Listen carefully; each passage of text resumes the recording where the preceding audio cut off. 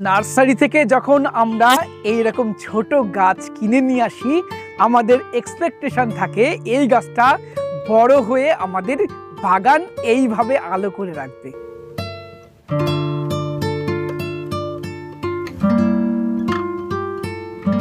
কিন্তু আসলে দেখা যায় সেই গাছটিরই এই রকম অবস্থা।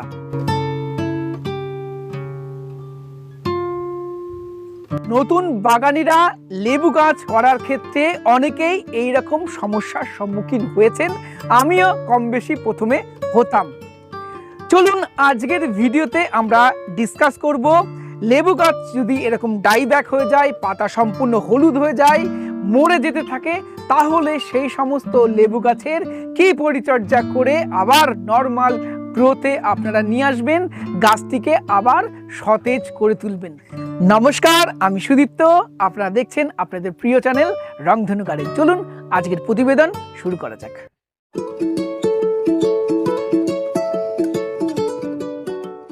এই দুটো গাছ একই সাথে লাগিয়েছিলাম আজ থেকে 2 মাস 2.5 মাস আগে। এই গাছটার গ্রোথ দেখুন আর এই গাছটার গ্রোথ দেখুন, একই জাত ছিল এবং দুটো গাছের হাইটই একই রকম ছিল। এই গাছটা একটুও গ্রোথ নেয়নি, এই গাছটা সুন্দর গ্রোথ নিচ্ছে। এই গাছটা একদম মৃতপ্রায় হয়ে উঠেছে। এখনই যদি এই গাছটার পরিচর্যা না করা যায় তাহলে গাছটা মারা যাবে। দুটোই ভ্যালেন্সিয়ার জাত, ভ্যালেন্সিয়ার গ্রোথ কম হলেও কিন্তু এই রকম হওয়া উচিত না। এই রকম হয়তো অনেক বাগানির সাথে হয়, নার্সারি থেকে গাছ কিনে নিয়ে যাওয়ার পরে কিছু ভুলের কারণে সেগুলো নষ্ট হয়ে যায়। মেন যে ভুলটা আমি করেছি সেটা বলি।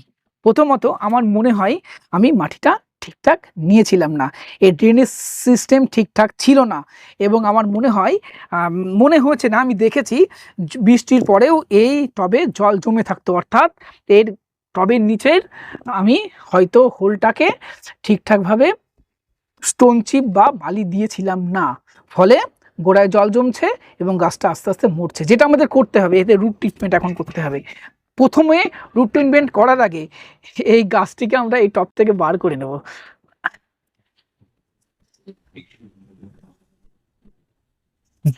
দেখুন রুটের কি অবস্থা, রুট কিন্তু অনেক হওয়া উচিত। এই দেখুন রুট কিন্তু একটুও বাড়েনি, দেখুন, দেখছেন রুট কিন্তু বাড়েনি। এই সব আমাদেরকে ধরিয়ে ফেলবো মাটি, এই মাটি ভালো নয়। দেখুন, এই দেখুন এতটা, এই দেখুন এখনো রুট দেখা যাচ্ছে না, তার মানে এর রুট প্রচুর ড্যামেজ হয়েছে। এই দেখুন, এই দেখুন এই রুট বল দেখুন, আগে যে রুট বল ছিল সেই রুট বল থেকে কয়েকটা শিকড় বেড়েছে মাত্র, তার মানে এর ড্রেনেজ সিস্টেমটা ভালো ছিল না, এর রুট মোটেও বাড়েনি, যার জন্যে গাছটার আজকে এই অবস্থা। এখন কি করব, সবার প্রথমে এই মাটিটাকে শোধন করতে হবে। তার জন্য কি করব চলুন দেখে নিই। আমরা একটু জল নিয়েছি আর নিচ্ছি টাটার ব্লাইটক্স কপার অক্সক্লোরাইড জাতীয় ফাঙ্গিসাইড। এই জলে আমরা গুলে নিলাম। এবার এই যে গাছটা আমরা একদম বেয়ার রুট করে নিয়েছি, এটাকে আমরা রেখে দেব অন্তত 10 মিনিট। আমরা এটাকে রেখে দেবো 10 থেকে 15 মিনিট। আমরা এই ফাঙ্গিসাইডের এই দ্রবণের মধ্যে গাছটাকে রাখবো, কারণ এর রুটে ফাঙ্গাস আছে, এর ভালোভাবে বাড়তে পারছে না, ফাঙ্গাস আক্রমণের কারণে রুট প্রচুর ড্যামেজ হয়েছে। এই রেখে দিলাম, কিচ্ছু করতে হবে না, 10 মিনিট রেখে দিন গাছটাকে। কিন্তু রিপোর্ট করতে হবে, চলুন তার ব্যবস্থা করি। ছোট টব নেবেন, বড় টব নেওয়া যাবে না, এরকম প্রায় গাছকে বাঁচাতে হলে ছোট টবের বাঁচাতে হবে।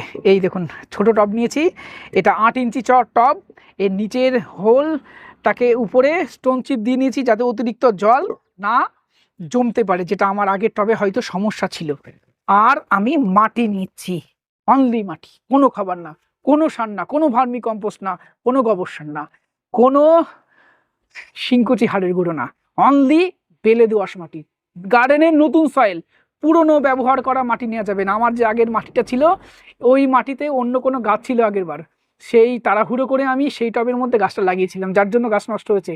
পুরনো টবের ইউজ করা মাটি ব্যবহার করলে জল অতিরিক্ত বেরোয় না, রুট ড্যামেজ হয়, জল জমতে থাকে, রুট নষ্ট হয়ে যায়। এবং এই গাছটার যে অবস্থা, আগে গাছটাকে বাঁচাতে হবে, তারপরে তো গাছে সার দেবো। তাই গাছে শুধুমাত্র বেলে দোআঁশ মাটি দেব, এবং মাটিটা অবশ্যই যেন শুকনো হয়, ভেজা ভেজা মাটি যেন না হয়। দেখুন মাটি, দেখুন একদম শুকনো মাটি। এবং অনেকদিন আগে আমি তুলে রেখেছি, অন্তত 7 থেকে 10 দিন আগে মাটি তুলে আমি রেখে শুকিয়েছি, শুকানোর পরে এই মাটি ব্যবহার করছি। এই দেখুন, এইবার এই সাবধানে তুলবেন জলে। এই রুট ভেজানোর পরে যদি কাণ্ডে ধরে টানেন না, শুধু চলে আসবে রুট, মাটি যে কটা সে কটাও থাকবে না। সাবধানে তুলে নেব। এবার আমরা গাছটিকে মাটি দিয়ে লাগিয়ে দেবো। এই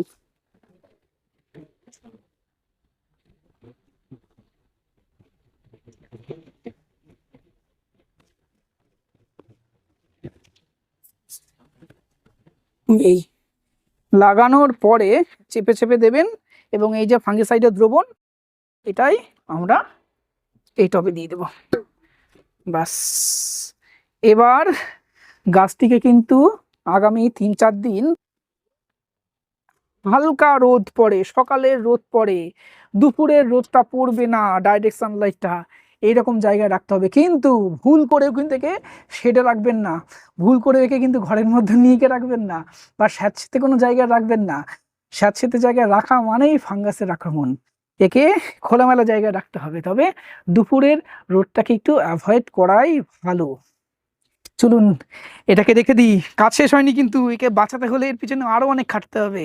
সমস্ত স্টেপগুলো আপনাদের সামনে তুলে ধরার চেষ্টা করব, যাতে এই রকম মৃত প্রায় গাছগুলোকেও আপনারা পরিচর্যা করে বাঁচিয়ে তুলতে পারেন।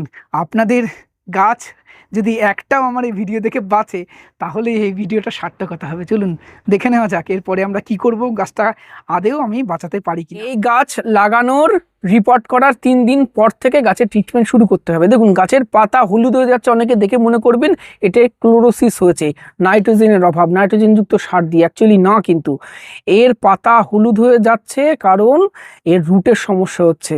রুটের সমস্যা হচ্ছে বলে এ কিন্তু নিউট্রিয়েন্টগুলো নিতে পারছে না মাটি থেকে, তার কারণেই এর পাতা অপুষ্টির কারণে এই অবস্থা। রুট যদি ঠিকঠাক হয়ে যায় এর পাতা অটোমেটিক্যালি ঠিক হয়ে যাবে। তাই খাবার কিন্তু দেওয়া যাবে না। যে ট্রিটমেন্ট এখন আমরা করব, এই গাছে এখন কপার অক্সিক্লোরাইড জাতীয় কোনো ফাঙ্গিসাইড আমরা প্রয়োগ করব। আমি এখানে টাটার ব্লাইটক্স ব্যবহার করছি, এটা স্প্রে করতে হবে, অন্যান্য গাছে যেমন স্প্রে করব। এবং এই টাটার ব্লাইটক্সটা এখন থেকে মোটামুটি সপ্তাহে একদিন করে এই গাছে স্প্রে করতে হবে আমাদের। এরপরে আরও কিছু ট্রিটমেন্ট আছে, এই রুট গ্রোথের জন্য আরও কিছু ট্রিটমেন্ট আছে, সেটা আরও 7 দিন পর থেকে আমরা শুরু করব। দেখা যাক গাছটাকে আমরা বাঁচাতে পারি কিনা। এখন এই রিপোর্ট করার প্রায় 5 দিন পরে গাছটার অবস্থা মনে হচ্ছে ডেভেলপমেন্টের দিকে যাচ্ছে। এই সময়ে কিন্তু আরো পরিচর্যা করতে হবে, যেটা করতে হবে রুট ট্রিটমেন্ট করতে হবে। আমরা যেটা করব, এই দেখুন হিউমিক অ্যাসিড তুলে নিয়েছি, হিউমিক অ্যাসিড, তার সাথে রুটিং হরমোন দেবো আমরা একটু। এই যে রুটিং হরমোনটা, রুটিং হরমোন আর হিউমিক অ্যাসিড একসাথে আমরা দিলে নেবো, দুটোই রুট বৃদ্ধিতে সাহায্য করবে। এটা কিন্তু করতে হবে, এগুলো না করলে কিন্তু নতুন করে রুট গ্রোথ হবে না। প্রথমে ফাঙ্গিসাইড দিলাম যাতে এই গাছের রুটের যে ফাঙ্গাস আছে সেই সমস্যাটা নেই। শুধু ফাঙ্গাস নিলেই তো চলবে না, গাছে নতুন করে রুট গজাতে হবে, তার জন্য রুটিং হরমোন আর এই হিউমিক অ্যাসিডটা গাছে আমরা প্রয়োগ করলাম। চলুন আরো ওয়েট করি, দেখি গাছটা কি অবস্থায় আসে, তারপরে কি পরিচর্যা করব সেগুলো আপনাদের সাথে শেয়ার করার চেষ্টা করি। মনে হচ্ছে গাছটা বাঁচিয়ে তুলতে পারবো। এই দেখুন আমার গাছটা কিন্তু আস্তে আস্তে রিকভারি নিচ্ছে, গাছে নতুন করে পাতা গজিয়েছে, অর্থাৎ গাছে কিন্তু পাতা যেমন গজিয়েছে, আশা করা যায় শিকড়ও গজিয়েছে। এই সময় গাছে হালকা করে খুব সামান্য পরিমাণ ফার্টিলাইজার গাছে দেব। কি দেব? গাছে একদম অল্প পরিমাণ দেব ধ্রুবি গোল্ড, হাফ চামচ দেবেন ধ্রুবি গোল্ড, হাফ চামচ ধ্রুবি গোল্ড, হাফ চামচের থেকেও কম দেবেন পারলে, আর হাফ চামচের থেকেও কম দেবেন 10-26-26 এই দেবেন। আর এক্সট্রা করে কোনো ফার্টিলাইজার দিতে যাবেন না, ছোট গাছ তো গাছটা নিতে পারবে না বেশি দিলে। এই অল্প খাবার এই সময় গাছে আমি দিলাম। এই লেবু গাছটি দেখুন আবার সুস্থ হয়ে উঠেছে, নর্মাল অবস্থায় ফিরছে এবং এর যে নতুন পাতাগুলো বেরোচ্ছে সেগুলো কিন্তু গ্রিন এবং গাছটা নতুন করে গ্রোথ নিচ্ছে। এখন অবশ্য শীত পড়ে গেছে, আজ ডিসেম্বরের 20 তারিখ। এই ডিসেম্বরের 20 তারিখ মানে লেবু গাছের ডরমেন্সি পিরিয়ড, তাই এই সময় অধিক বৃদ্ধি আপনি আশা করবেন না। এটাই যদি গরমকাল হতো আরও অনেক ডালপালা ছাড়তে দেখা যেত। এই সময় হয়তো গ্রোথটা থমকে যাবে, আবার যখন শীত কমবে গরম বাড়তে শুরু করবে গাছটা স্বাভাবিক অবস্থায় ফিরে আসবে। আর এই গাছে আমরা আর একবার ভারী খাবার দেব, মিক্স সার দেব, সেটা ফেব্রুয়ারি মাসের শেষের দিকে শীত যখন কমতে শুরু করবে তখন একটা মিক্সড জৈব সার আমরা এই গাছে প্রয়োগ করব। আশা করা যায় তারপর থেকে গাছটা আরো ফুলে ফেপে উঠবে এবং গাছের যা সমস্যা ছিল আশা করা যায় সলভ হয়েছে এবং গাছ নতুন করে রুট যেমন বাড়িয়েছে এবং গাছে নতুন করে শাখাও বেড়েছে। এইভাবেই আপনারা আপনাদের এইরকম মৃতপ্রায় গাছের পরিচর্যা করুন, আর এইভাবেই আপনার মৃতপ্রায় গাছগুলো পরিচর্যা পেলে নিশ্চয়ই আর তা স্বাভাবিক গ্রোথে ফিরে আসবে, গাছটা বেঁচে উঠবে এবং এই গাছেই পরবর্তীকালে ফলও ধরবে। চলুন আজকের ভিডিও আমরা এখানেই শেষ করি। ভিডিওটি কেমন লাগলো কমেন্ট করে জানাবেন, ভালো লাগলে একটি লাইক করবেন, নতুন হলে চ্যানেলটি সাবস্ক্রাইব করে রংধনু গার্ডেনের সাথে থাকবেন। নমস্কার।